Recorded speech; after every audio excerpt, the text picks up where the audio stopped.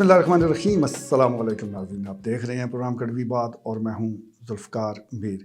नाज़रीन, पहले तो हमारी आवाम बत्ती आ गई बत्ती चली गई की गर्दान किया करते थे, लेकिन अब कुछ गुज़श्ता चंद दिनों से बल्ला आ गया बल्ला चला गया की गर्दान हो रही है।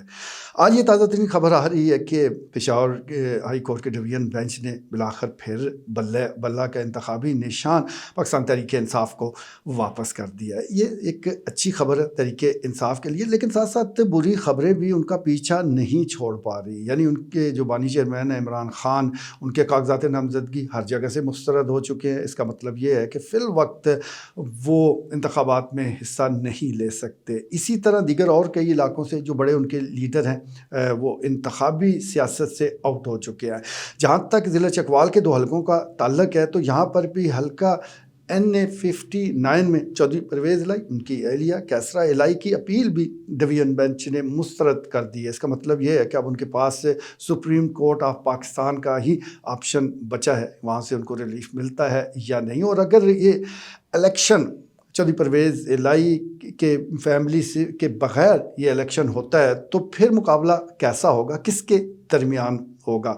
तो साफ एक वाज़ह हो रहा है, नविश्ता दीवार है कि ये फिर मुकाबला सजेगा सरदारान कोट चौधरिया और सरदारान टम्मन के दरमियान, और ये बड़ा अच्छा मुकाबला होने को जा रहा है। सफ़बंदी हो रही है।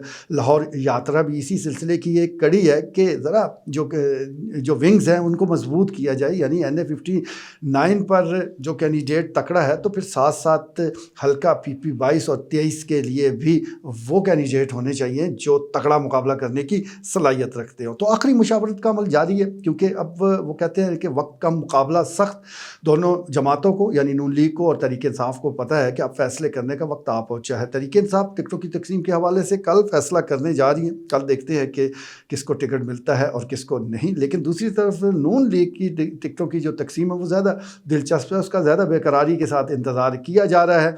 और कल ये जब टिकट जारी होंगे तो फिर ही सूरत हाल वाज़ह होगी। लेकिन एक बात तय है कि ये जो हल्का NA-59 है इसमें सूरत हाल काफ़ी दिलचस्प हो चुकी है। चौधरी परवेज़ इलाही जो बहुत ही मजबूत उम्मीदवार है, लेकिन अगर वो माइनस हो जाते हैं तो ऐसा हरगिज़ नहीं है कि ये हल्का ऐसे ही किसी ने खाली छोड़ देना है या कोई भी आए और इसको फ़तह कर ले। ऐसा नहीं होने वाला, क्योंकि जो एक सियासत है तलगंग की सियासत जो एक ख़ास डगर पर चलती है, अब भी बिल्कुल उसी डगर पर आगे बढ़ती जा रही है और इस मुकाबले को एक दिलचस्प अंदाज से देखा जा रहा है। हाफ़िज़ अम्मार यासर जो कि चौधरी परवेज़ इलाही की मुहिम को हमेशा लीड किया करते थे, इस वक्त न सिर्फ खुद आउट हो चुके हैं बल्कि चौधरी परवेज़ इलाही साहब भी कोई नहीं है। इस वजह से इंतखाबी दंगल में उनकी आमद तो अब तकरीबन नामुमकिन होती जा रही है। लेकिन वो अपनी जगह यकीनी तौर पर कैंडिडेट तो देंगे, और इस सिलसिले में रुमान मलिक हैं और उमर हबीब साहब हैं, इनमें से कोई आ सकता है। दूसरी तरफ देखा जाए हल्का PP-22 तो यहाँ पर सरदार आफ्ताब अकबर मौजूद हैं, मोहतरमा फौजिया बहराम साहिबा मौजूद हैं, तहरीक इंसाफ के और रहनुमा भी मौजूद हैं जिसमें निसार कासम जोजी साहब वो भी दावा करते हैं। बल्कि दावा क्या, वो ज़ाहिर है उन्होंने पार्टी से अलहदगी तो इख्तियार नहीं की, उनको भी टिकट मिल सकता है। तो यहाँ पर भी मजबूत उम्मीदवार पाकिस्तान तहरीक इंसाफ के पास मौजूद हैं। लेकिन यहाँ पर थोड़ा सा आप कह सकते हैं कि अबहम मौजूद है कि आया नून लीग का यहाँ कैंडिडेट सूबाई असम्बली से कौन होगा। इस सिलसिले में मंसूर हयात टम्मन का नाम लिया जा रहा था। आप हैरान होंगे कि वो अपने इलाके को छोड़कर यहाँ क्या कर रहे हैं।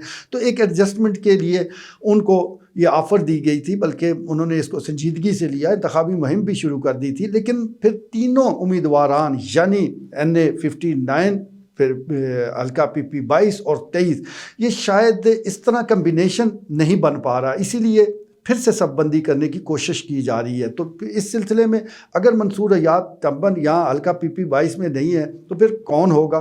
फिर वो क्या सरदारान कोट चौधरिया से कोई सामने आएगा? तो बिल्कुल आ सकता है, क्यों नहीं आ सकता, उनके पास अच्छे और मजबूत कैंडिडेट मौजूद हैं। तो ये सारी एक खिचड़ी पक रही है, लेकिन अब ये ज़्यादा देर चूल्हे पर ये खिचड़ी पकेगी नहीं। अब ये हंडिया उतारने का और बीच चौराहे फोड़ने का वक्त हुआ चाहता है। चंद घंटों के बाद सही खबरें, सही मायनों में जो बिल्कुल वो कहते हैं कि फ़ाइनल खबरें, वो हमारे सामने आना शुरू हो जाएंगी। बहरहाल حلقہ 58 کے حوالے سے بھی صورتحال دلچسپ ہے، جسے میں گزارش کر رہا ہوں کہ اس بار الیکشن جو ہے وہ میدان میں کم اور عدالتوں میں زیادہ لڑا جا رہا ہے۔ حلقوں میں بحث مباحثے کم ہیں اور عدالتوں میں دلیلیں زیادہ چل رہی ہیں۔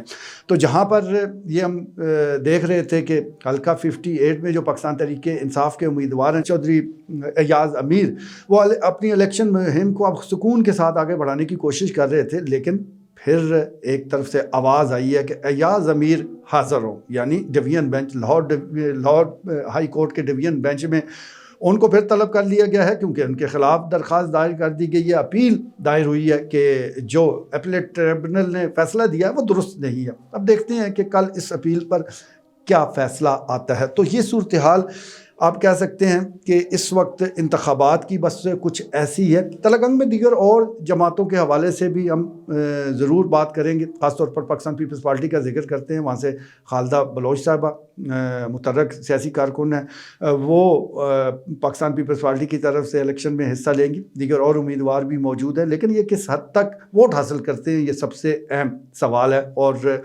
الیکشن جیتنا ہارنا زیادہ اہم نہیں ہے، ان کے ووٹ کتنے ہوگے اس پر نظر رکھنے کی ضرورت ہے۔ اسی طرح تحریک لبیک وہ گزشتہ الیکشن یعنی 2018 کے الیکشن میں بھی اچھے خاصے ووٹ وہ لے اڑے تھے۔ اب دیکھتے ہیں کہ ان کی کارکردگی وہ کیسی رہتی ہے۔ بہرحال دونوں حلقے چاہے وہ NA 58 ہو 59 ہو، صورتحال بڑی دلچسپ ہے۔ نظریں لاہور پر ہیں اور آنے والے دنوں میں کیا ہوتا ہے، کس کو عدالت سے ریلیف ملتا ہے، یہ دیکھنے کی ضرورت ہے۔ لیکن جو جوش و خروش ہے وہ بالکل نہیں ہے۔ ہاں، امیدواروں میں بڑا جوش و خروش ہے، امیدوار کوشش کر رہے ہیں کہ عوام کو ذرا کچھ ان کو موبلائز کیا جائے، وہ کچھ ذرا نعرے نورے لگائیں، کوئی باہر نکلے۔ پر ٹھنڈ بھی بڑی ہے، مہنگائی بھی بڑی ہے، اس لیے ہر ایک کو اپنی پڑی ہے۔ آج کے لیے اتنا ہی، اجازت دیجیے، اللہ نے کے بعد۔